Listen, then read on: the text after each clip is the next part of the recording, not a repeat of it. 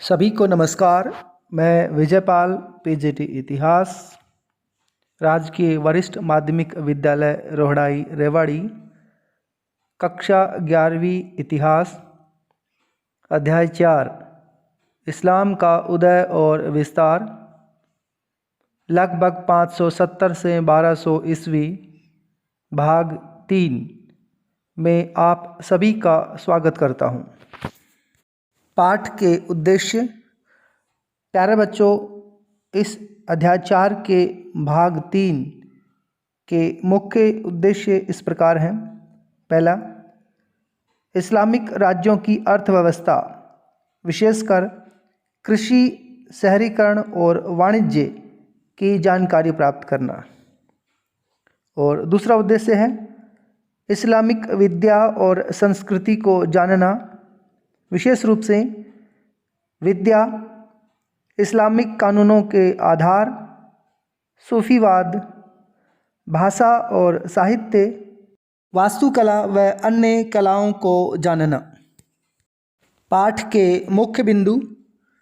प्यारे बच्चों, अध्याय 4 के भाग 3 के मुख्य बिंदु इस प्रकार हैं।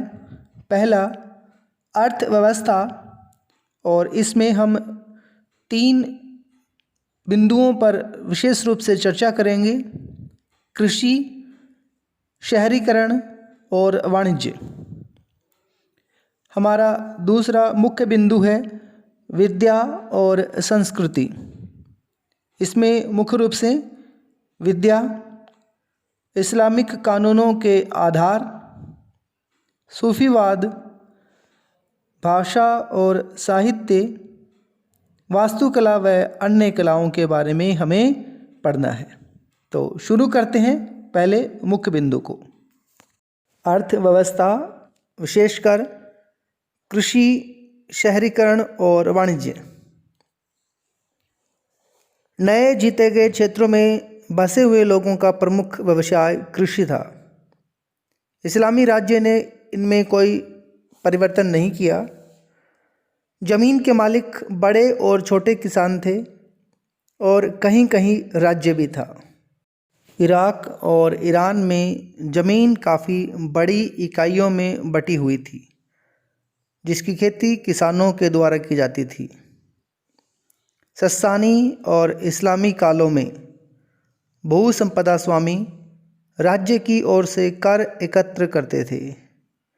इन इलाकों में जो पशुचारण की स्थिति से आगे बढ़कर कृषि व्यवस्था तक पहुंच गए थे, जमीन गांव की सांझी संपत्ति थी। कृषि भूमि का सर्वोपरि नियंत्रण राज्य के हाथों में था, जो विजय का काम पूरा होने पर अपनी अधिकांश आय भू राजस्व से अर्थात कृषि से प्राप्त करता था। अरबों द्वारा जीती गई भूमि पर जो मालिकों के हाथों में रहती थी, कर लगता था, जिसे खराज कहा जाता था, जो खेती की स्थिति के अनुसार पैदावार के आधे भाग से लेकर 5वें हिस्से के बराबर होता था। जो ज़मीन मुसलमानों की मिल्कियत थी अथवा जिसमें उनके द्वारा खेती की जाती थी, उस पर उपज के 10वें हिस्से के बराबर कर लगता था। जब गैर मुसलमान कम कर देने के उद्देश्य से मुसलमान बनने लगे, तो उससे राज्य की आय कम हो गई। इस कमी को पूरा करने के लिए खलीफाओं ने पहले तो धर्मांतरण को निरुत्साहित किया और बाद में कराधान की एक समान नीति अपनाई। खेती में खुशहाली राजनीतिक स्थिरता के साथ साथ आई। बहुत से क्षेत्रों में, विशेष रूप से नील घाटी में, राज्य ने सिंचाई प्रणालियों, बांधों और नहरों के निर्माण, कुओं की खुदाई के लिए सहायता दी। ये सारी चीज़ें अच्छी फसल के लिए ज़रूरी थी। इस्लामी कानूनों में उन लोगों को कर में रियायत दी गई थी जो जमीन को पहली बार खेती के काम में लाते थे। किसानों की पहल और राज्य के समर्थन के द्वारा खेती योग्य भूमि का विस्तार हुआ और प्रमुख प्रौद्योगिकीय परिवर्तनों के अभाव की स्थिति में भी उत्पादकता में वृद्धि हुई। बहुत सी नई फसलों जैसे कपास, संतरा, केला, तरबूज, पालक और बैंगन की खेती की गई और यूरोप को उसका निर्यात भी किया गया। जैसे जैसे शहरों की संख्या में तेज़ी से बढ़ोतरी हुई, वैसे ही इस्लामी सभ्यता फली फूली या फैलती गई। बहुत से नए शहरों की स्थापना की गई जिनका मुख्य उद्देश्य अरब सैनिकों, जिनको झुंड कहा जाता था, को बसाना था, जो स्थानीय प्रशासन की रीढ़ थे। इस श्रेणी के फौजी शहरों में, जिन्हें मिस्र कहा जाता था, कूफा और बसरा इराक में तथा फुस्तात और काहिरा मिस्र में थे। अब्बासी खिलाफत की राजधानी के रूप में अपनी स्थापना के बाद आधी शताब्दी के अंदर ही अर्थात 800 ईस्वी में बगदाद की जनसंख्या बढ़कर लगभग 10 लाख पहुंच गई थी। इन शहरों के साथ साथ दमिश्क, इस्फहान और समरकंद जैसे पुराने शहर थे जिन्हें नया जीवन मिल गया था। इस प्रकार संपूर्ण क्षेत्र में शहरों का एक विशाल जाल विकसित हो गया। एक शहर दूसरे शहर से जुड़ गया और परस्पर संपर्क एवं कारोबार बढ़ता गया। शहर के केंद्र में 2 भवन समूह होते थे जहाँ से सांस्कृतिक और आर्थिक शक्ति का प्रसारण होता था। इनमें एक थी मस्जिद, जिसे मस्जिद अल जामी कहा जाता था, जहाँ सामूहिक नमाज पढ़ी जाती थी। यह इतनी बड़ी होती थी कि दूर से दिखाई दे सकती थी। दूसरा भवन समूह केंद्रीय मंडी, जिसे सुक कहा जाता था, थी, जिसमें दुकानों की कतारें होती थी, व्यापारियों के आवास और सर्राफ, जो पैसे का लेन देन करता था, का कार्यालय होता था। शहर में प्रशासकों, जो राज्य के नेत्र के समान होते थे, और विद्वानों तथा व्यापारियों के लिए घर होते थे जो केंद्र के निकट रहते थे। सामान्य नागरिकों और सैनिकों को रहने के क्वार्टर बाहरी घेरे में होते थे और प्रत्येक में अपनी मस्जिद, गिरजाघर अथवा सिनेगोग अर्थात यहूदी प्रार्थना घर, इनके अलावा छोटी मंडी और सार्वजनिक स्नान घर, जिसको अरबी में हमाम कहते हैं, और एक महत्वपूर्ण सभा स्थल होता था। शहर के बाहरी इलाकों में शहरी गरीबों के मकान, देहातों से लाई जाने वाली हरी सब्जियों और फलों के लिए बाजार, काफिलों के ठिकाने और अस्वच्छ दुकानें जैसे चमड़ा साफ करने या रंगने की दुकानें और कसाई की दुकानें होती थी। शहर की दीवारों के बाहर कब्रिस्तान और सराय होते थे। सराय में लोग उस समय आराम कर सकते थे जब शहर के दरवाजे बंद कर दिए गए हों। राजनीतिक एकीकरण और खाद्य पदार्थों तथा विलास वस्तुओं की शहरी मांग ने विनिमय अर्थात लेन देन के दायरे का विस्तार कर दिया। भूगोल ने अर्थात भौगोलिक स्थिति ने मुस्लिम साम्राज्य की सहायता की, जो हिंद महासागर और भूमध्य सागर के व्यापारिक क्षेत्रों के बीच फैल गया था। 5 शताब्दियों तक अरब और ईरानी व्यापारियों का चीन, भारत और यूरोप के बीच के समुद्री व्यापार पर एकाधिकार बना रहा। यह व्यापार 2 मुख्य रास्तों अर्थात लाल सागर और फारस की खाड़ी से होता था। लंबी दूरी के व्यापार के लिए उपयुक्त और उच्च मूल्य वाली वस्तुओं जैसे मसालों, कपड़ों, चीनी मिट्टी की चीज़ों और बारूद को भारत और चीन से लाल सागर के बंदरगाहों अर्थात अदन और एदाब तक और फारस की खाड़ी के बंदरगाहों जैसे सिराफ और बसरा तक जहाज़ पर लाया जाता था।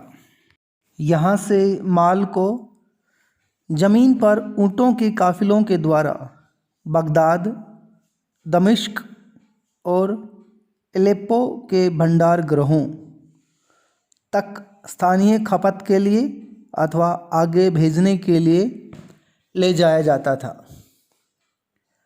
मक्का के रास्ते से गुजरने वाले काफ़िले बड़े हो जाते थे जब हज की यात्रा का समय हिंद महासागर में नौ चालन के मौसम के साथ पड़ता था। 4वीं शताब्दी से व्यापार और शक्ति के केंद्र के रूप में काहिरा के उभर आने के कारण और इटली के व्यापारिक शहरों से पूर्वी माल की बढ़ती हुई मांग के कारण लाल सागर के मार्ग ने अधिक महत्व प्राप्त कर लिया था। पूर्वी किनारे की चर्चा करें तो ईरानी व्यापारी मध्य एशियाई और चीनी वस्तुएं, जिनमें कागज़ भी शामिल था, लाने के लिए बगदाद से बुखारा और समरकंद अर्थात तुरान होते हुए रेशम मार्ग से चीन जाते थे। राजकोषीय प्रणाली अर्थात राज्य की आय और उसका व्यय तथा बाजार के लेन देन ने इस्लामी देशों में धन के महत्व को बढ़ा दिया था। सोने, चांदी और तांबे के सिक्के बनाए जाते थे और वस्तुओं तथा सेवाओं की अदायगी के लिए प्राय सर्राफों, जो पैसे का लेन देन करते थे, के द्वारा सील बंद किए गए थैलों में भेजे जाते थे। सोना सूडान से और चांदी मध्य एशिया से आती थी। कीमती धातुएं और सिक्के यूरोप से भी आते थे, जो पूर्वी व्यापार की वस्तुओं को खरीदने के लिए यूरोप अदा करता था। मध्यकालीन आर्थिक जीवन में मुस्लिम जगत का सबसे बड़ा योगदान यह था कि उन्होंने अदायगी और व्यापार व्यवस्था के बढ़िया तरीक़ों को विकसित किया। उदाहरण के लिए साख पत्रों, जो अंग्रेजी शब्द चेक या हिंदी शब्द शाख का मूल है, और हुंडियों अर्थात बिल ऑफ एक्सचेंज का उपयोग व्यापारियों, साहूकारों द्वारा धन को एक जगह से दूसरी जगह और एक व्यक्ति से दूसरे व्यक्ति को अंतरित करने के लिए किया जाता था। वाणिज्यिक पत्रों के व्यापक उपयोग से व्यापारियों को हर स्थान पर नगद मुद्रा अपने साथ ले जाने से मुक्ति मिल गई और इससे उनकी यात्राएं भी ज़्यादा सुरक्षित हो गई। खलीफा भी वेतन अदा करने अथवा कवियों और चारणों को इनाम देने के लिए शक अर्थात साख पत्रों का इस्तेमाल करते थे। विद्या और संस्कृति। प्यारे बच्चों, यह हमारे इस भाग 3 का दूसरा मुख्य बिंदु है, जिसमें हमें इस्लामिक विद्या, इस्लामिक कानून, सूफीवाद, भाषा और साहित्य, कानून वास्तुकला व अन्य कलाओं के बारे में जानना है। जब अन्य लोगों के साथ संपर्क में आने पर मुसलमानों के धार्मिक और सामाजिक अनुभवों में गहराई आई तो मुस्लिम समुदाय को अपने ऊपर सोच विचार करना पड़ा और ईश्वर अर्थात अल्लाह और संसार से जुड़े मुद्दों से भी जूझना पड़ा। उदाहरण के लिए, एक मुसलमान का आदर्श आचरण सबके सामने और अकेले में कैसा होना चाहिए, सृष्टि रचना का क्या उद्देश्य है, और कोई व्यक्ति यह कैसे जान सकता है कि ईश्वर उसके द्वारा पैदा किए गए जीवों से क्या चाहता है। कोई सृष्टि के रहस्यों को कैसे समझ सकता है। इन प्रश्नों के उत्तर विद्वान मुसलमानों से प्राप्त हुए, जिन्होंने समुदाय की सामाजिक पहचान को मजबूत बनाने के लिए और अपनी बौद्धिक जिज्ञासा को संतुष्ट करने के लिए विभिन्न प्रकार का ज्ञान प्राप्त और संकलित किया था। धार्मिक विद्वानों अर्थात उलेमा के लिए कुरान से प्राप्त ज्ञान और पैगंबर का आदर्श व्यवहार, जिसको सुन्ना कहा जाता था, ईश्वर की इच्छा को जानने का एकमात्र तरीका है और वह इस विश्व में मार्गदर्शन प्रदान करता है। मध्यकाल में उल्मा अपना समय कुरान पर टीका अर्थात तफसीर लिखने और मोहम्मद की प्रामाणिक उक्तियों और कार्यों को लेखबद्ध अर्थात अधीत करने में लगाते थे। कुछ उल्मा ने कर्मकांडों अर्थात इबादत के जरिए ईश्वर के साथ मुसलमानों के संबंध को नियंत्रित करने और सामाजिक कार्यों के जरिए बाकी इंसानों के साथ मुसलमानों के संबंधों को नियंत्रित करने के लिए कानून अथवा शरिया, जिसका शाब्दिक अर्थ होता है सीधा रास्ता, तैयार करने का काम किया। इस्लामी कानून तैयार करने के लिए विधिवेताओं ने तर्क और अनुमान अर्थात कियास का भी इस्तेमाल किया, क्योंकि कुरान और हदीस में हर चीज़ प्रत्यक्ष नहीं थी और शहरीकरण के कारण जीवन जटिल होता गया था। स्रोतों के अर्थ निर्णय और विधि शास्त्र के तरीक़ों के बारे में मतभेदों के कारण 8वीं और 9वीं शताब्दी में कानून की 4 शाखाएं अर्थात मजहब बन गई थी। ये थी मलीकी, हनफी, सफ़ीही और हनबली, जिनमें से प्रत्येक का नाम एक प्रमुख विधिवेता अर्थात फ़कीह के नाम पर रखा गया था और इसमें से अंतिम शाखा सर्वाधिक रूढ़िवादी थी। शरिया ने सुन्नी समाज के भीतर सभी संभव कानूनी मुद्दों के बारे में मार्गदर्शन प्रदान किया था। हालांकि यह वाणिज्यिक अथवा दांडिक अर्थात दंड से संबंधित और संवैधानिक मुद्दों की अपेक्षा व्यक्तिगत स्थिति, जिसमें विवाह, तलाक और विरासत के मुद्दे शामिल होते थे, के प्रश्नों के बारे में अधिक सुस्पष्ट था।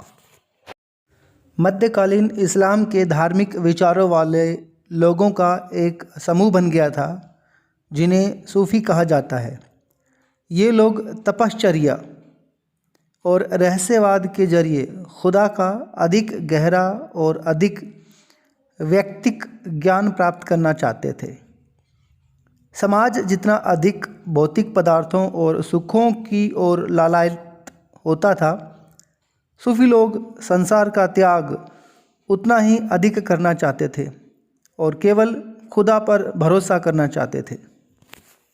8वीं और 9वीं शताब्दी में तपश्चर्या और वैराग्य की प्रवृत्तियाँ सर्वेश्वरवाद और प्यार के विचारों द्वारा ऊंचा उठकर रहस्यवाद की ऊंची अवस्था पर पहुंच गई। सर्वेश्वरवाद ईश्वर और उसकी सृष्टि के एक होने का विचार है, जिसका अभिप्राय यह है कि मनुष्य की आत्मा को उसके निर्माता अर्थात परमात्मा के साथ मिलाना चाहिए। ईश्वर से मिलन ईश्वर के साथ तीव्र प्रेम के जरिए ही प्राप्त किया जा सकता है। इस प्रेम का उपदेश एक महिला संत बसरा की राबिया, जिसकी मृत्यु 891 में हुई थी, के द्वारा अपनी शायरी में दिया गया था। बयाजिद बिस्तामी, जिसकी मृत्यु 875 में हुई थी, जो एक ईरानी सूफ़ी था, पहला व्यक्ति था जिसने अपने आप को खुदा में लीन अर्थात फना करने का उपदेश दिया था। सूफ़ी आनंद उत्पन्न करने और प्रेम तथा भावावेश उद्दीप्त करने के लिए संगीत समारोहों अर्थात समा का उपयोग करते थे। मध्यकालीन इस्लामी समाजों में बढ़िया भाषा और सृजनात्मक कल्पना को किसी व्यक्ति के सर्वाधिक सराहनीय गुणों में शामिल किया जाता था। ये गुण किसी भी व्यक्ति की विचार अभिव्यक्ति को अदब के स्तर तक ऊंचा उठा देते थे।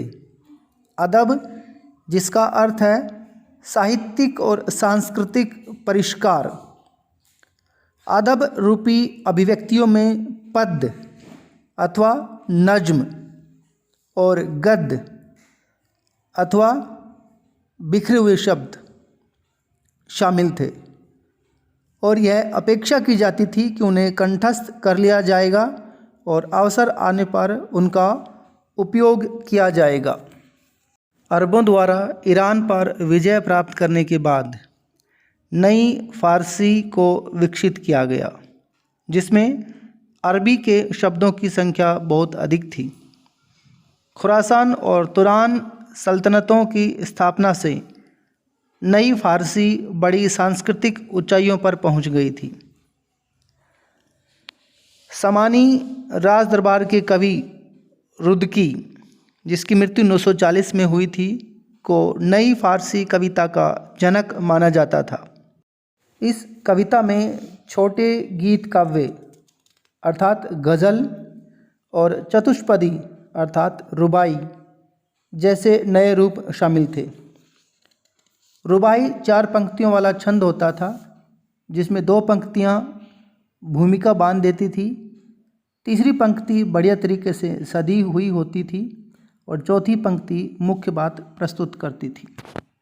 रुबाई उमर खय्याम के हाथों अपनी प्रकाष्ठा पर पहुंच गई थी।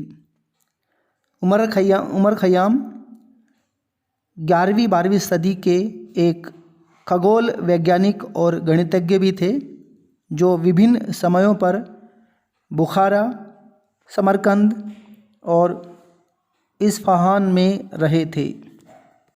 11वीं सदी के प्रारंभ में गजनी फ़ारसी साहित्यिक जीवन का केंद्र बन गया था।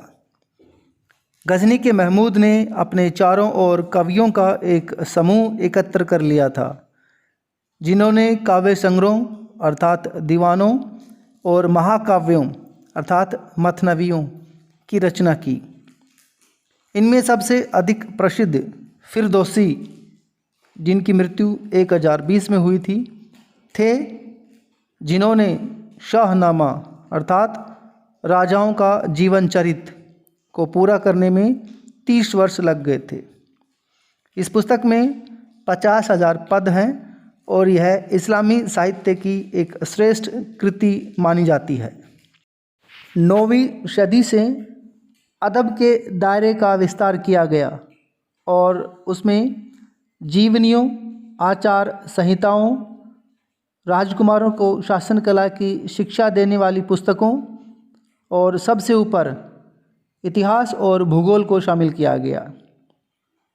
पढ़े लिखे मुस्लिम समाजों में इतिहास लिखने की परंपरा अच्छी तरह स्थापित थी।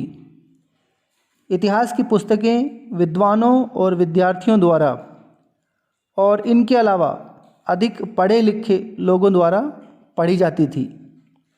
भूगोल और यात्रा वृतांत अर्थात रिहला अदब की एक विशेष विधा बन गए।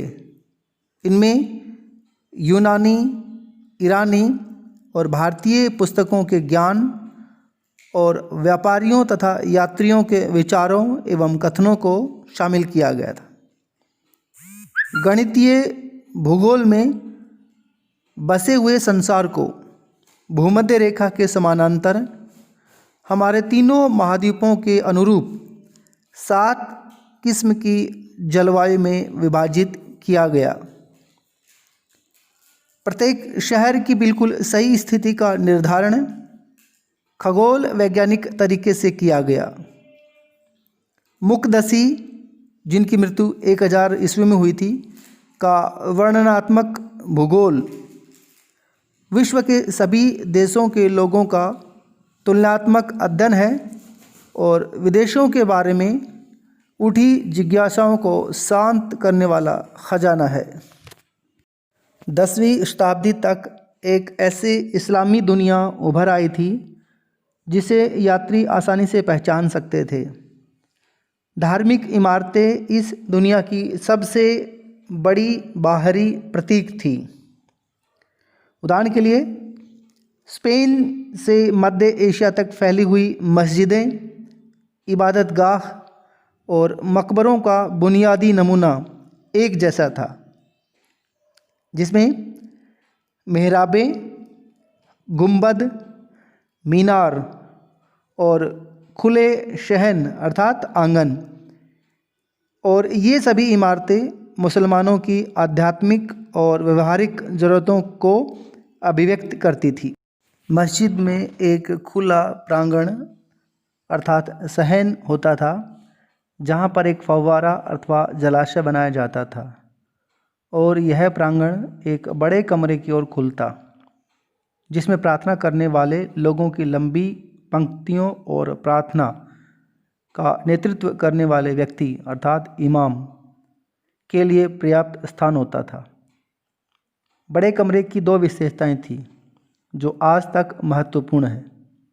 पहली, दीवार में एक मेहराब अर्थात आला जो मक्का अर्थात किबला की दिशा का संकेत देती है, और एक मंच अर्थात मिंबर, जहाँ से शुक्रवार को दोपहर की नमाज के समय प्रवचन दिए जाते हैं। इमारत में जुड़ी एक मीनार होती है जिसका उपयोग नियत समयों पर प्रार्थना हेतु लोगों को बुलाने के लिए किया जाता है। मीनार नए धर्म के अस्तित्व का प्रतीक है। शहरों और गांवों में लोग समय का अंदाज़ा 5 दैनिक प्रार्थनाओं और साप्ताहिक प्रवचनों की सहायता से लगाते थे। इस्लामी धार्मिक कला में प्राणियों के चित्रण की मनाही से कला के 2 रूपों को बढ़ावा मिला। पहला, खुशनवीशी अथवा सुंदर लिखने की कला, और दूसरा अरबेस्क अर्थात ज्यामितीय और वनस्पतीय डिजाइन। इमारतों को सजाने के लिए आमतौर पर धार्मिक उद्धरणों अर्थात वचनों का छोटे और बड़े शिलालेखों में उपयोग किया जाता था। कुरान की 8वीं और 9वीं शताब्दियों की पांडुलिपियों में खुशनवीशी की कला को सर्वोत्तम रूप में सुरक्षित रखा गया है। निष्कर्षतः हम कह सकते हैं कि जिन इस्लामी क्षेत्रों का हमने अध्ययन किया है, उनके इतिहास में मानव सभ्यता के 3 पहलू महत्वपूर्ण रहे हैं, और ये 3 पहलू हैं धर्म, समुदाय एवं राजनीति। इन्हें हम 3 गोले मान सकते हैं। 7वीं शताब्दी में ये तीनों गोले एक दूसरे पर इस तरह बैठे हुए थे कि वह सब एक ही गोला लगते थे। अगली 5 शताब्दियों में ये गोले अलग अलग हो गए। 1200 ईस्वी तक आते आते इस्लाम का प्रभाव राज्य वह सरकार पर न्यूनतम हो गया। इस काल में राजनीति से कई ऐसी चीज़ें जुड़ गई जिनकी कोई धार्मिक वैधता नहीं थी, जैसे राजतंत्र की संस्था या गृह युद्ध आदि। लेकिन अभी भी धर्म व समुदाय के गोले एक ही थे। निजी मामलों और रीतियों में शरिया अर्थात शरीयत से मुस्लिम समुदाय प्रभावित था और यह बात उनकी एकता का महत्वपूर्ण कारण भी था। इस्लाम के धार्मिक कुलीन शासन नहीं चला रहे थे, यानी कि राजनीति का गोला अलग था, लेकिन वे धार्मिक पहचान को परिभाषित कर रहे थे। धर्म और समुदाय के गोलों का अलग होना मुस्लिम समाज के क्रमिक सांसारीकरण अर्थात सेकुलराइजेशन के जरिए ही संभव था। कुछ दार्शनिक व सूफी ऐसे सांसारीकरण की सलाह देते थे। उनका सुझाव था कि नागरिक समाज को धर्म से स्वतंत्र हो जाना चाहिए और रीतियों व कर्मकांडों की जगह निजी आध्यात्मिकता को ले लेनी चाहिए। पाठ की दोहराई अथवा पुनरावृत्ति। प्यारे बच्चों, पाठ के दोनों मुख्य बिंदुओं पर विस्तार पूर्वक चर्चा करने के बाद आइए एक बार हम पाठ की दोहराई करते हैं। हमने इस्लामिक राज्यों की अर्थव्यवस्था, विशेषकर कृषि, शहरीकरण और वाणिज्य की विस्तृत जानकारी प्राप्त की है। दूसरा, इस्लामिक विद्या और संस्कृति को जाना है। विशेष रूप से इस्लामिक विद्या, इस्लामिक कानून, सूफीवाद, भाषा और साहित्य, वास्तुकला व अन्य कलाओं के बारे में। गृह कार्य अथवा होमवर्क। प्यारे बच्चों, अध्याय 4 के इस भाग 3 के दोनों मुख्य बिंदुओं के सभी पहलुओं पर चर्चा करने के साथ साथ पाठ की दोहराई करने के आधार पर आपको गृह कार्य के लिए ये प्रश्न दिए जा रहे हैं। पहला प्रश्न है, इस्लामिक अर्थव्यवस्था के 3 पहलुओं, विशेषकर कृषि, शहरीकरण और वाणिज्य पर विस्तार पूर्वक प्रकाश डालिए। दूसरा प्रश्न है, इस्लामिक विद्या और संस्कृति से जुड़े विभिन्न बिंदुओं के बारे में उदाहरणों सहित अपने विचार प्रकट कीजिए। प्यारे बच्चों, उम्मीद है आपने अध्याय 4 इस्लाम का उदय और विस्तार के तीनों भाग को अच्छे से सुना है, समझा है। अगर फिर भी किसी प्रकार की कोई दिक्कत है तो पाठ को अच्छी तरह समझने के लिए इन तीनों भागों को पुनः एक बार ध्यान से सुनिए और तीनों भागों में दिए गए अभ्यास के प्रश्नों को हल करने का प्रयास करें। आप सभी का बहुत बहुत धन्यवाद।